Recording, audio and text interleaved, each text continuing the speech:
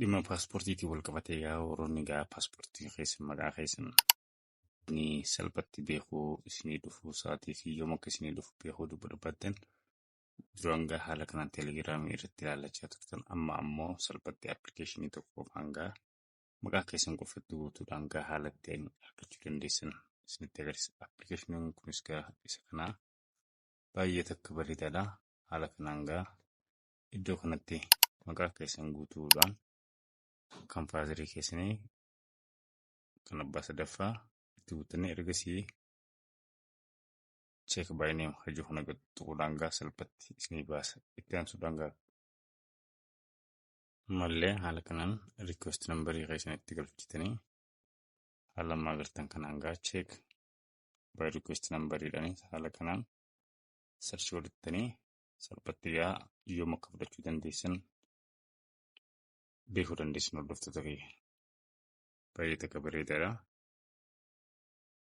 Haala kanaan gaa riikweest nambariin abbaa kanaa amma haala kanaan guyyaa akkam akka birannuu fi yeroo akkam akka birannu April kana keessa arranjii nu wada jira. Kanaafuu gaa salphatti gaa appilikeeshina kana argattanii haala itti fayyadamuu dandeessan isinitti agarsiisa.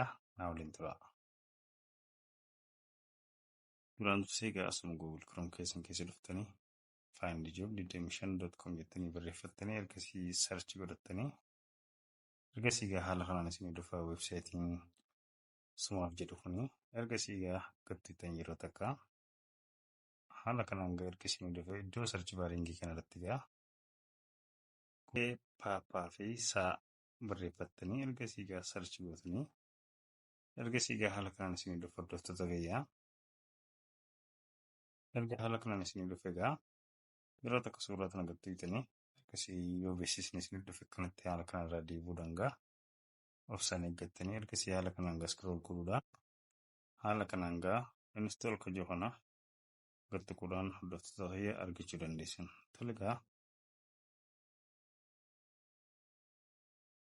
appilikeeshiniin kun gaa pileestoorii waan jirreef gaa telegiraamii kana keessa argachuu dandeessan waan ta'eef gabbuufattanii ergasii gaa haala kanaan gaa open gootanii ergasii isiniif gabbuu hordoftoota kiyyaa. Jalqaba irratti gaa haala kanaan isinii dhufa ergasii haala kanaan gaa raayitii kanatti gootanii ergasii subscribe gootanii ergasii permishina kana laattanii fi ergasii gaa haala kanaan isinii dhufa.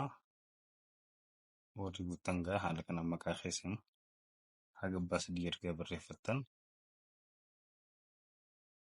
cheek baay neem kan jedhu gattuudhaan gaa paaspoortiin keessan yooma akka isinii dhufu beekuu dandeessan jechuudha. Warroonni immoo riikweest nambarii qabdan as riikweest nambarii barreeffachuudhaan gaa ergasii gaa haala kanaan cheek baay riikweest nambar hajuu gattuudhaan gaa isiniif fiduu danda'a. Inni sadaffaa immoo iskaan godhuudhaani kanaafuu gaa itti fayyadamaadha. Namoonni paaspoortii guutee dhufuu fi dhaba eeggachaa jirus gaa namni isinii bilbilee kottaa fudhadhaa jiran waan hin jirreef salphatti haala kanaan argachuu dandeessanii itti fayyadamaadha. Laayik godhaa, sheer godhaa, faaviraayit godhaa. Yeroo gaarii qabaadhaa, turtii gaarii appilikeeshina buufachuu hin dagatinaa. Baay baay.